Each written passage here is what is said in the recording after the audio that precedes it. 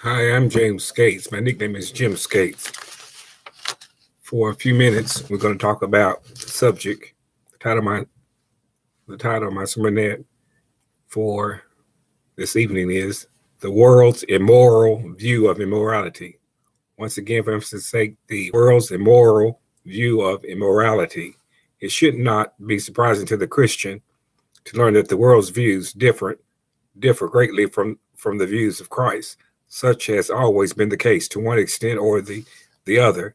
According to the book of First John, chapter 2, verses 15 through 17, you check it out and you'll see. But what but what may be very but what may very well be surprising is the extent to which the um, world's view have changed, especially on fundamental moral issues. Consider, for instance, the information gained from a 2001 Gallup Gallup poll concerning two more issues: premarital sex and living together. Some people call it cohabitation or shacking up. As we will discuss in this matter today, the majority opinion on these two issues are telling it should be somewhat disheartening to the Christian. Christian is a member of the body of Christ, the Church of Christ. Gallup asked about premarital sexual relations in two similarly worded polls. In the first, respondents were to indicate their answer to the following question: regardless of whether you think it should be legal, do you personally believe that in general it is morally acceptable or morally wrong sex between an unmarried man and a woman? That is the question. Only 38% said yes, while 60% said it was not wrong. When asked a similar question phrased differently, do you think it is morally wrong for a man and a woman to have sexual relations before marriage or not? That is the question. 53% said it was acceptable, while 42% said it was wrong. And what is perhaps most alarming is the trend over the past 30 plus years. In 1969, some 68% believed it was wrong to have sex before marriage, while by 1973, the number had dropped to 43%.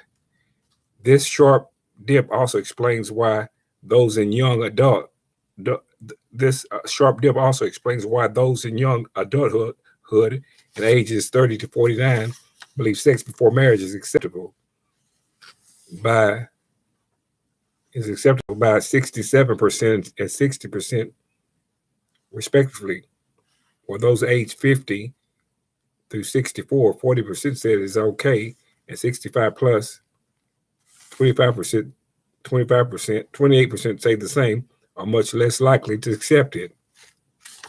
The same organization also asked questions regarding living together outside of marriage. 52% sanction living together as a morally acceptable lifestyle, while only 41% believe it is morally unacceptable. Of course, the issues of living together and premarital sex are joint issues. Thus, the result of this question should be easily predicted from those of the previous questions. In the face of such opposition, the world Christians need to take a stand.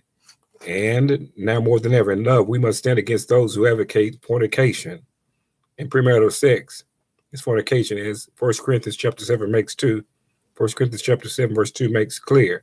Nevertheless, to avoid fornication, let every man have his own wife, let every woman have her own husband. As well, we must call living together what it is, sin, according to the book of Hebrews chapter 13, verse 4. Also according to the book of Romans chapter 13, verse 13. And we must forever be on guard against the infiltration of the world's immorality into the church. The souls of current and future generations are at stake.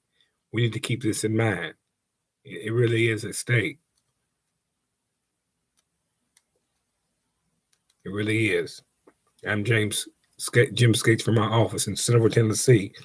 These figures that you just heard came from HTTP to came from www.gallup.com/8704/current-views-premarital extramarital-sex.aspx and H and Anna www.gallup.www poll/majority-considers-6-before-marriage-morality-okay one time .aspx.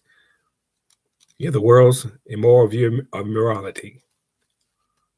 I hope you've been informed, like I have, about the subject, the world's immoral view of immorality, and may we try to do better. May we get this. May we teach and educate our young people, instill religious belief in our young people, even some of our older people and old people, because they've gotten away from the Bible. Isn't that right? So let us keep these things in mind. It's really sobering, isn't it? Thank you for listening to me attentively, and thank you very much. Peace out. We're super blessed.